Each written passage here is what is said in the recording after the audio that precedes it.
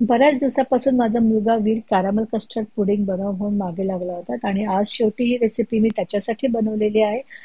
त्याला अतिशय आवडते. इनफॅक्ट घरात आमच्या सर्वांनाच खूप आवडते. एकदम सॉफ्ट, टेस्टी आणि क्रीमी अशी ही रेसिपी आहे. चला तर मग रेसिपीला सुरुवात करूया.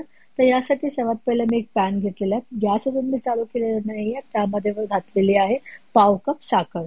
आता गॅस एकदम लोवर ठेवायचा आहे आणि साखर आपल्याला आपोआप विरघळू द्यायची त्या लो फ्लेमवर. अजिबात गॅस फास्ट करायचा नाहीये, नाहीतर साखर करपेल आणि आपलं जे कॅरमल आहे ते कडवट लागेल. आता हळूहळू तुम्ही बघू शकता हे साखर जी आहे ती विरघळलेली आहे आणि हलकासा असा ब्राऊन रंग आलेला आहे. ह्या स्टेजला आपण लगेचच गॅस बंद करून हे कॅरमल ज्या भांड्यामध्ये आपण पुडिंग बनवणार आहोत त्या भांड्यामध्ये आपल्याला काढून घ्यायचं आहे. आता मी एकच मोठं भांडं घेतलेलं आहे. त्याऐवजी तुम्ही छोट्या-छोट्या वाटांमध्ये सुद्धा थोडं-थोडं कॅरमल काढून घेऊ शकता आणि या छोट्या-छोट्या वाटांमध्ये सुद्धा तुम्ही पुडिंग बनवू शकता. आता मी इथे या भांड्यामध्ये कॅरमल काढलेलं आहे. सगळीकडून असं व्यवस्थित सारखं करून घेऊया आणि हे ठेवून देऊया 2-3 मिनिटं तसंच. ते कॅरमल अगदी छान सेट होईल. तुम्ही बघू शकता. भांडं जरी उलटं केलं तरी ते काही पडणार नाहीये. आता कॅरमल पुडिंगसाठी आपलं कॅरमल तयार आहे. आता एका मिक्सरच्या भांड्यामध्ये मी घेतलेले आहे अर्धा कप दूध. दूध मी इथे फुल क्रीम घेतलेलं आहे. आता इथे मी कपाच्या मापाने घेतलेलं आहे. तुम्ही हवं असल्यास घरातली कोणतीही एक वाटी सेट करू शकता आणि त्या मापाने सर्व साहित्य घेऊ शकता. अर्धा कप मी इथे घेतलेलं आहे दही आणि अर्धा कप इथे मी घेतलेलं आहे मिल्क मेड.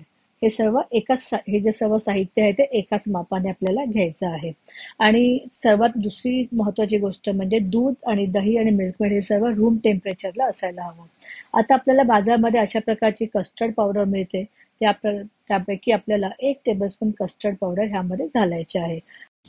आता यामध्ये आपल्याला घालायचं आहे 1 teaspoon vanilla essence. Vanilla essence जर का तुमच्याकडे नसेल तर तुम्ही थोडीशी वेलची पूड सुद्धा यामध्ये घालू शकता. आता आपण हे मिश्रण जे आहे ना मिक्सरमधून छान असं मिक्स करून घ्यायचं आहे. तुम्ही बघू शकता हे मिश्रण छान असं एकजीव झालेलं आहे. आणि आता आपण हे मिश्रण आपलं जे कॅरमेल आपण ज्या भांड्यामध्ये काढलं होतं त्या भांड्यामध्ये आपल्याला हे घालायचं आहे. आणि जोपर्यंत मी पुढची तयारी करते तोपर्यंत तुम्ही मला नक्की कमेंट करून सांगा की तुम्ही हा व्हिडिओ देशातल्या कोणत्या भागातून पाहतात. मला हे जाणून घ्यायला फारच आनंद होईल. आता तोपर्यंत इथे इथे मी काय केलेलं आहे की एका कढईमध्ये पाणी गरम करायला ठेवलं होतं आणि त्यामध्ये एक स्टँड ठेवलं होतं.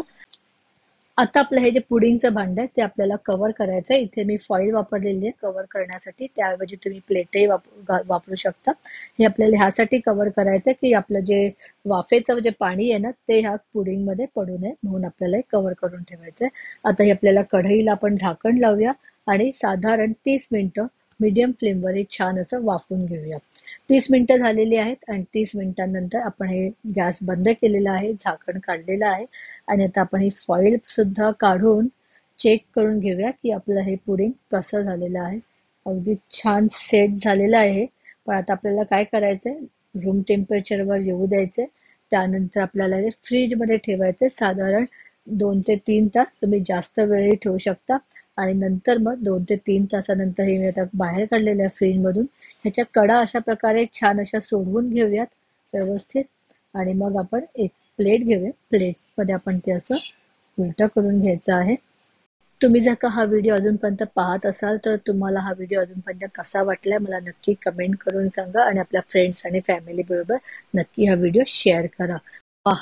किती सुंदर दिसतंय हे. त्याचबरोबर हे टेस्टला सुद्धा एवढं छान आहे ना, एवढं क्रीमी, सॉफ्ट आणि एकदम छान असं हे कॅरमेल कस्टर्ड पुडिंग आपलं तयार आहे. तुम्ही अशा प्रकारचे पीसेस करून सर्वांना सर्व्ह करू शकता. थंडगार असं तिखट जेवणानंतर थंडगार हे असं कॅरमेल कस्टर्ड पुडिंग एकदमच छान असं डेझर्ट ऑप्शन आहे. तर तुम्ही सुद्धा ही रेसिपी तुमच्या घरी नक्की ट्राय करून बघा आणि आवडल्यास लाईक करा, कमेंट करा. हा व्हिडिओ आपल्या फ्रेंड्स अँड फॅमिलीबरोबर शेअर करा आणि अशाच छान छान रेसिपीसाठी रितिका सावंत किचनला नक्की सबस्क्राईब करा आणि फेसबुकवर पाहत असाल तर फेसबुकवर नक्की फॉलो करा.